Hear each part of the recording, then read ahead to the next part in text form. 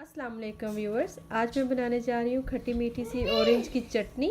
बिस्मिल्लाहिर्रहमानिर्रहीम से स्टार्ट करते हैं।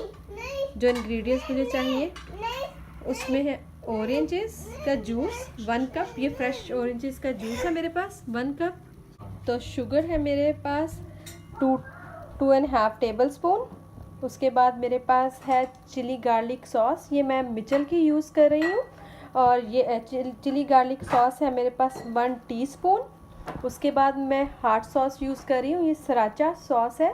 इसके साथ इसका फ्लेवर बहुत उभर कर आएगा। अगर आपके पास सराचा नहीं है तो आप कोई से भी यूज़ कर सकते हैं। और सराचा सॉस है मेरे पास 1.5 टेबल स्पून।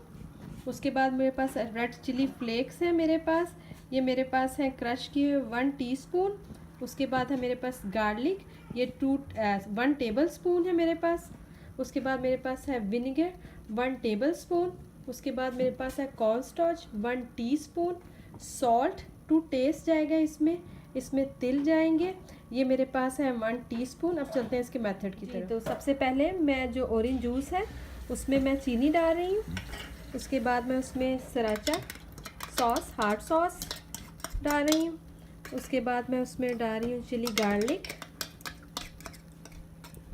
उसके बाद मैं उसमें डाल रही हूँ विनेगर, साथ ही साथ मैं उसमें ऐड कर रही हूँ गार्लिक, साथ ही मैं उसमें ऐड कर रही हूँ चिली फ्लेक्स।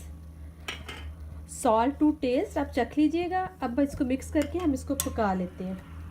जी, तो सारी सॉस इसमें मिक्स करके मैंने सारे स्पाइस भी ये चूल्हे पे रख दिया। इसको 2 से 3 जोश आने देते हैं हम। जी, तो देखिए ये पकना शुरू हो गई। ये देखिए इसको हार्डली 3 से 4 मिनट लगते हैं, ये पक रही है। अब साथ ही साथ इसके लिए मैं गाढ़ा करने के लिए तैयार कर तो जो कॉर्न स्टार्च था मेरे पास उसमें मैं 2 से 3 चम्मच पानी डाल के उसको हम तो इसको हम मिक्स कर लेते हैं अच्छे से। जी, तो फ्लेम को थोड़ा मीडियम कर लीजिएगा। ये देखिए इस तरह से ये होगी। अब आहिस्ता आहिस्ता से जो मैंने ये बनाया है कॉर्नस्टार्च का इसमें डालते रहेंगे और इसको थोड़ा गाढ़ा कर लेंगे। देखिए जैसे कॉर्नस्टार्च डाला है तो ये गाढ़ा हो गया। इसको 1 से 2 मिनट मज़ीद हम पकाएंगे। तो इसको 2 मिनट पकाने के बाद देखिए ये ऑलमोस्ट रेडी है। अब मैं इसमें जो सेसमीज़ हैं, तिल हैं, वो मैं शामिल कर देती हूँ। और तिल शामिल करने के बाद इसको मज़ीद 1 मिनट के लिए हम पकाएंगे। ये देखिए बिल्कुल ये इस तरह से, ये बहुत ज़्यादा थिक नहीं होती, गाढ़ी नहीं होती, थोड़ी रनिंग फॉर्म में होती है।